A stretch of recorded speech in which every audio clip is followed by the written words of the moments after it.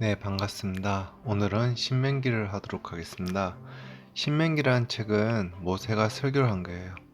신명기 1장을 보면 이는 모세가 요단 저편 숲 맞은편에 아라바 강야 곧 바란과 도벨과 라반과 하세롯과 디사합 사이에서 이스라엘 무리에게 선포한 말씀이니라.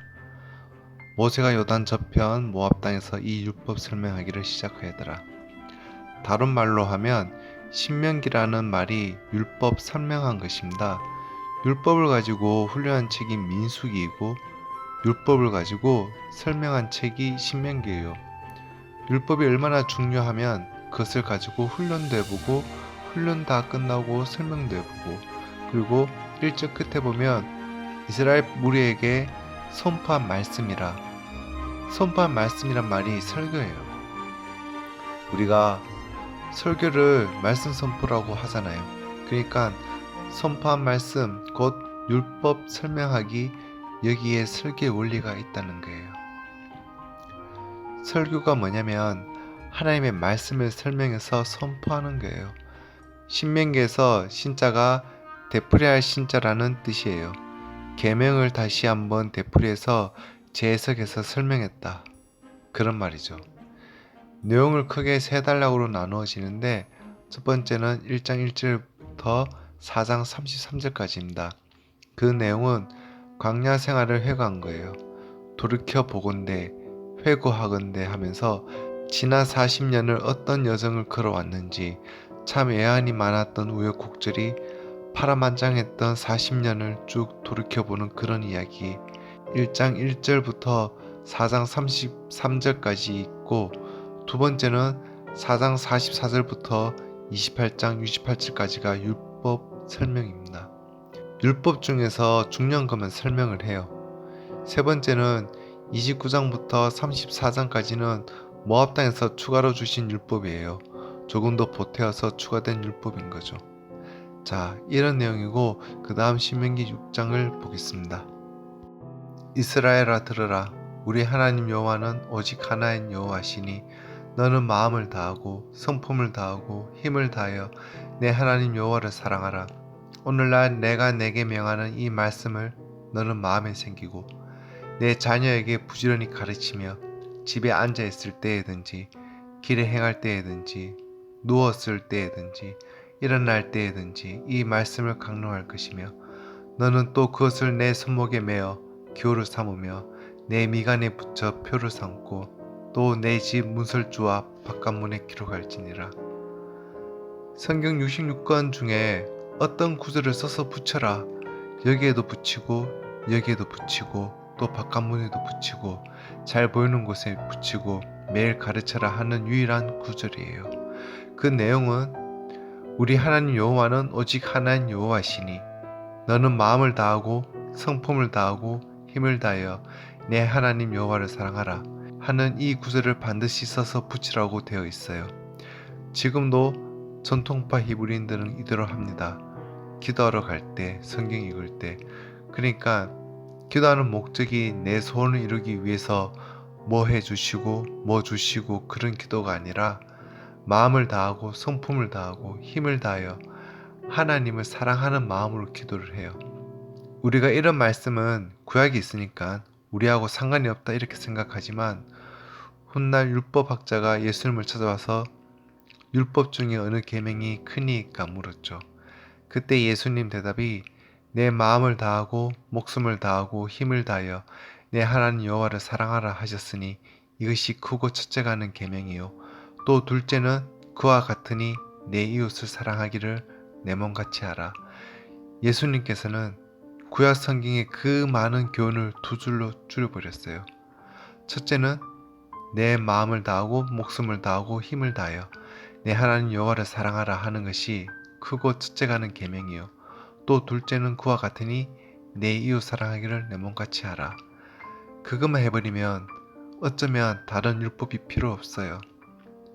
모든 법이라는 것은 거기에 걸려 있다는 거예요.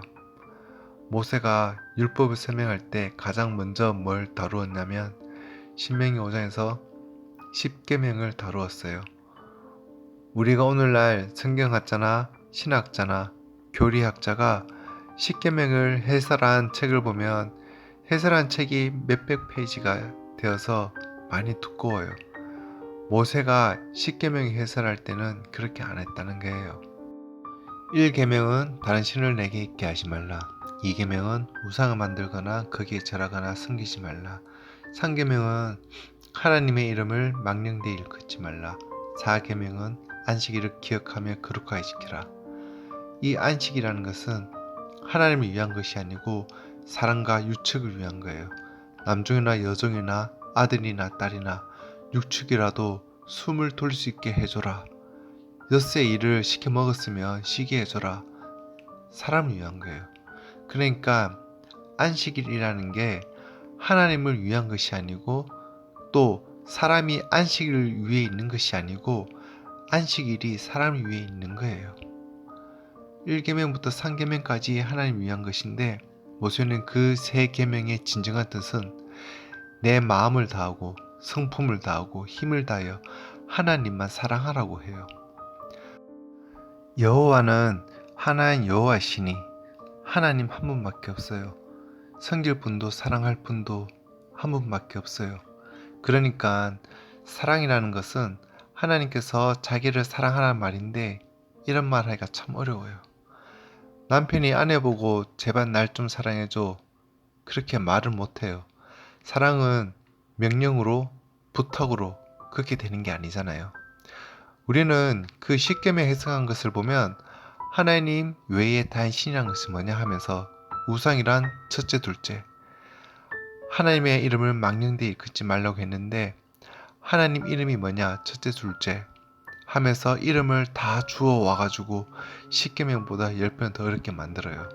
모세는 그것을 그렇게 해석하지 않고 다른 신을 섬기지 말고 우상 섬기지 말고 하나님 이름을 망령되이 일컫지 말라 말고 아무것도 하지 않고 가만히 있으라 그 말이 아니고 마음을 다하고 성품을 다하고 힘을 다하여 하나님 한 분만 사랑하라 그 말이다 하고 해석을 해준 거죠. 이게 정확한 해석이 맞죠. 예수님께서 오셔서 구약 성경을 해석하는데 바리새인들과 서기관들과는 달랐다는 거예요. 권세 있는 자 같고 서기관이나 바리새인과 다르더라. 그래서 어떻게 다른가 보니까 예수님은 구약의 그 엄청난 이야기를 또다시 엄청나게 뻥튀기 한 게 아니라 그 안에 있는 핵심을 보여준 거예요. 내 마음을 다하고 성품을 다하고 힘을 다하여 내 하나님을 사랑하라는 것이고 내 이웃을 사랑하기를 내 몸같이 하라는 것이에요. 다음 신명기 8장을 보면 내가 오늘날 명하는 모든 명령을 너희는 지켜 행하라. 그리하면 너희가 살고 번성하고 여호와께서 너희의 열조에게 맹세하신 땅에 들어가서 그것을 얻으리라. 내 하나님 여호와께서 이 40년 동안에 너로 광야의 길을 걷게 하신 것을 기억하라. 이는 너를 낮추시며 너를 시험하사 내 마음이 어떠한지 그 명령을 지키는지 아니 지키는지 알려 하심이라.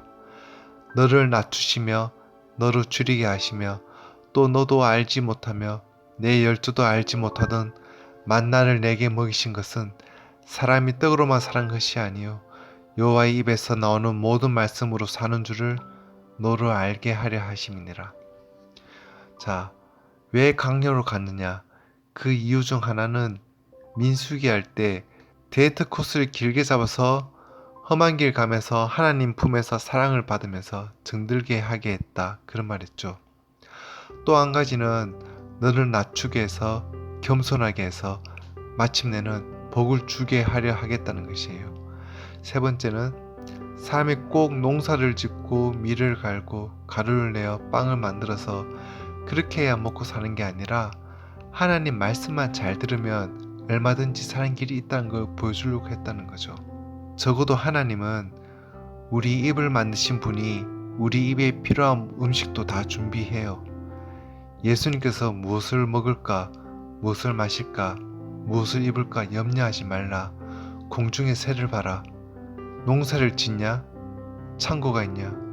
하나님이 계신다는 거예요. 하물며 너희 천부께서 너희를 먹이고 입히지 않겠느냐? 너희는 많은 참새보다 귀하니라.